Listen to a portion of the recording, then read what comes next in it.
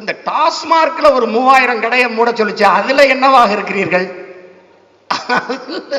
அதுல ஒண்ணு இல்ல, தேசிய நெடுஞ்சாலையில் இருக்கிற கடைகளை மூட சொல்லுது ஒரு அரசு. இதுக்கு மறுசீராய்வு மனுக்கு போகுதுங்க.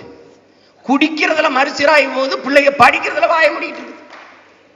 இங்க போயிட்டு என்ன பண்ணுது, பாதை எப்படி இருக்குன்னா கதவு இப்படி இருக்குல்ல, கடையை மாத்துதான், கடையை மூடுதான், கதவை இப்படி திருப்பிட்டு கதவை இங்கிட்டு முடியுது.